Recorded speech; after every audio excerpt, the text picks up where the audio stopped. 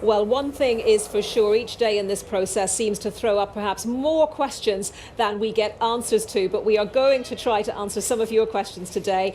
Welcome to Ask This, and answering those questions and helping us through this is Hannah White, who's Deputy Director of the Institute for Government. Hannah, great to have you with us. A really good question to begin from Madeleine, which is, will prorogation, in other words, the suspension of Parliament, still go ahead? We've been so busy talking about other things the last couple of days that is a really good question to get straight first of all.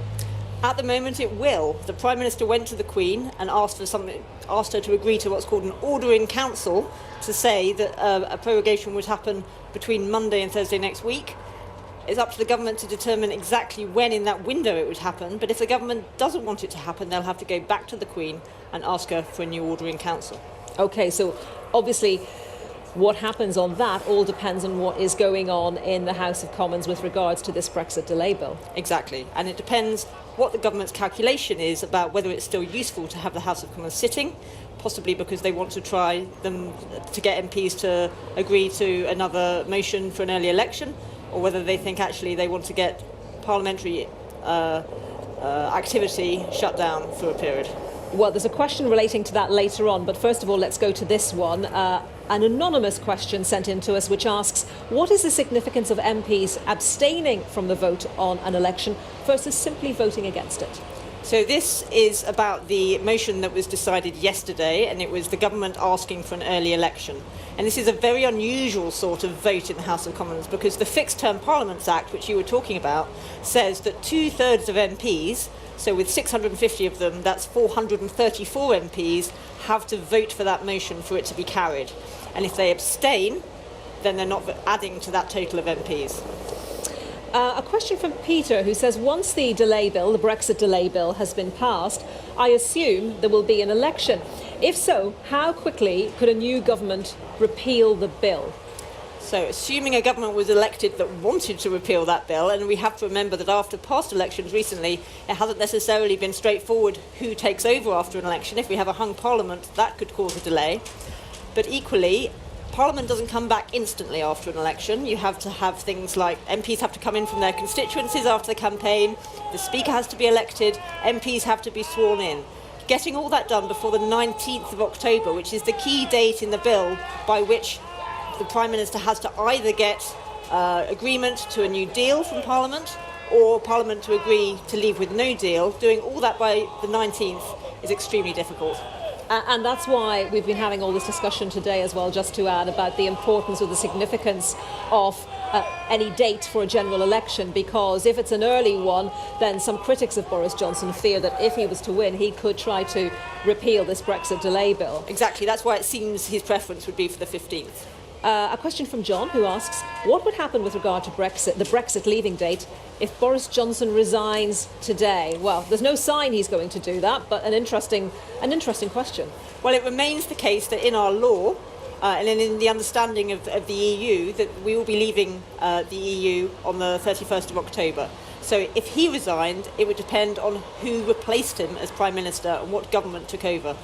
And it would be quite a risky strategy, I'd say, for him to resign, because particularly since 21 Conservative MPs have had the whip removed, it's no longer clear that it's the Conservatives who are best able to command a majority in the House of Commons, and that's the criteria for who would take over if the current government resigned. Ben asks, what will all the purged Tory MPs, you were just mentioning the 21 of them, what will they do now, and how will that affect the balance in the event of a general election? So very much picking up on the theme that you just introduced. So it depends. They're different MPs have said they're going to do different things. Some of them have said they're going to resign, they're not interested in being members of Parliament again, they wouldn't stand again. Philip Hammond has said he would fight any challenge to... The fight of his life, he said. Indeed, to him being the Conservative candidate. And others have said that they would stand as independents if, in their own constituencies, if the government prevented them standing as Conservative candidates.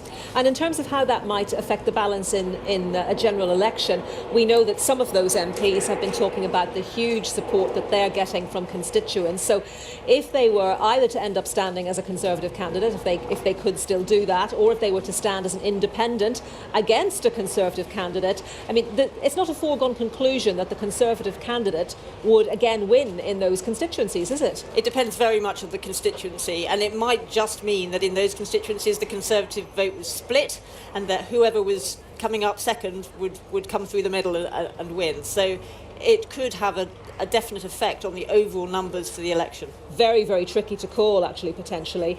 Rob Sims asks, your reporting speaks of the 21 MPs purged.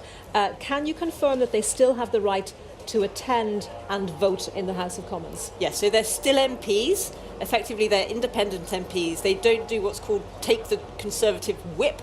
They're not counted in the tally of Conservative MPs. So Boris Johnson has 21 fewer, actually possibly 22 after his brother having decided he's not going to want to be an MP, 21 fewer members of the Conservative Party in Parliament. Now we have a question from Martin, and this sort of brings us back to full circle to one of the earlier questions, and he asks, why is the government not attempting to filibuster the Lords' processing of the Hillary-Benn bill? Now last night, just to be clear, filibustering is where you talk about something for so long that there isn't time to actually vote on it. And there were some suggestions that might happen in the House of Lords last night, but it didn't. So in terms of Martin's question, why is the government not attempting to filibuster the Lords' processing of the Hillary-Benn bill? What are your thoughts on that, Hannah? So what happened yesterday was the Lords agreed that they would set some deadlines for their consideration of the bill. They're considering this bill today and tomorrow, and they've set themselves something they don't normally do, a deadline to complete it all by 5 p.m, which means that this filibustering thing won't happen. Now, why have the government agreed to that? Far be it from me to look into the mind of the government. I think possibly for two reasons. Either because they thought it wouldn't work, they don't have control over the Lords, and they thought ultimately the Lords would be prepared to use the various mechanisms at their disposal to stop the filibustering, or possibly because the opposition parties have indicated that they wouldn't support an early election until this bill receives royal assent. There's a lack of clarity about exactly what they mean by that, but potentially it's in the government's interest for it to receive royal assent, because possibly then opposition parties might vote for the early election, which, although the Prime Minister has repeatedly claimed he doesn't want it, many people think he does. OK, Hannah, thank you very much for taking us through all of those points. Dr. Hannah White, Deputy Director at the Institute for Government, and thank you, as ever, for sending in those questions to us. I hope we managed to answer those satisfactorily for you.